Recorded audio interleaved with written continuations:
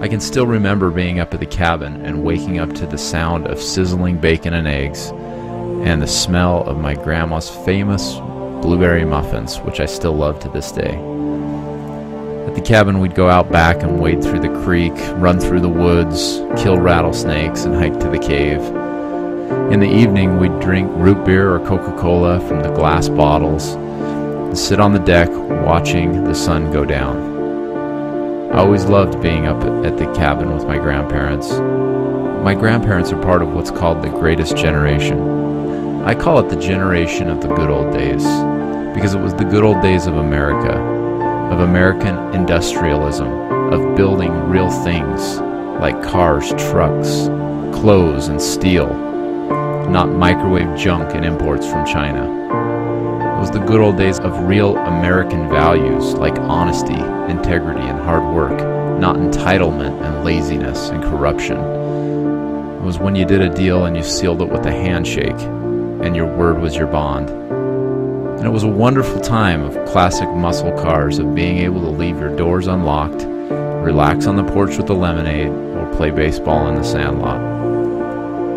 Now it's not so much going up to the cabin as it is going down to my grandpa's ranch. And I love going down there because there's a huge old oak tree right next to a little stream that runs through the property. I love being able to go down there and slow down and just lean up against the oak tree in the shade and take a deep breath and just think.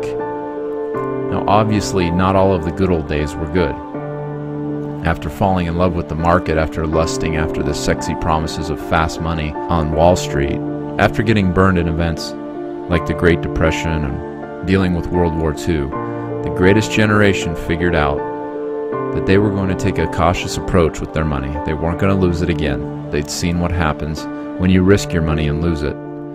And for years, literally decades, this generation saved their money safely and securely, not risking it and gambling it in Wall Street. After events like the Great Depression and World War II, the greatest generation took a cautious approach to financial planning, investing, and retirement. The buzzwords for this generation were guarantees and safety. They saved their money. It's not surprising considering in 1929 the stock crash that lost people fortunes and the financial collapse and insolvency of over 10,000 banks. After these horrible events, people avoided stocks and equity markets like the plague. In fact, in 1952, 23 years after the 29 crash, stockholders represented only 4% of the American population.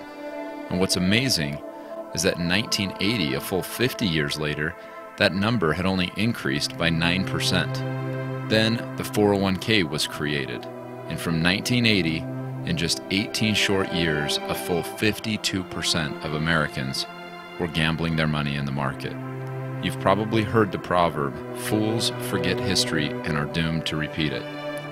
So in learning from the greatest generation, what did they do if they didn't invest in the stock market? According to Barry Dyke, author of the powerful expose Pirates of Manhattan, they saved their money in guaranteed insurance contracts. In fact, 50% of every dollar saved during these years actually went into insurance policies. Why? Life insurance policies didn't lose money when the market crashed in 1929. They didn't lose money in 1939 when the market dropped 89%, or in 73 when the Dow dropped 45%, or 2008 when it dropped another 40%, or in 2011 when it dropped again. On top of that, it's an industry with an unparalleled track record. Many of the companies have been around over 100 years, some for over 300 years. Several of these long-lasting companies insured people like Sir Isaac Newton. They declined Napoleon for life insurance twice and insured the Titanic when it sank. The terrible events of the Depression and World War II taught the greatest generation a thing or two about safety, security, guarantees, and quality. In fact, just the other day I was at an antique show, and on the way my father and I stopped at the cemetery to visit my great-great-great-grandfather's grave. He came to the United States of America from the Jersey Island in England and actually settled the town of Wellsville, where we continued on, where we were headed that day to attend the antique show. I was amazed at the tractors that we saw. Some were 80, even 100 years old, and they still fired up and ran almost as good as new. In today's microwave society, we're lucky to keep something running for a few years, let alone a decade or a century. It's unfortunate that the wisdom learned by our ancestors has been forgotten over time by most people. But not everybody. There are still those who value a good hard day's work, who love their family and want to keep their money safe. And they're doing it the same way it's always been done, using guaranteed insurance contracts that protect your wealth from crashes, that provide tax-free income you can count on for the rest of your life, and a retirement that's backed by real companies that have stood the test of time through world wars, recessions, and depressions. In fact, when structured properly, some of the advances made with insurance contracts have been designed specifically to use for retirement, with lower fees, lower commissions, while still growing your money 12 to even 17% every year, safely and securely. It's not Wall Street's darling. In fact, it's far from it. It's not sexy, but you know it's going to be there for you, come rain or shine.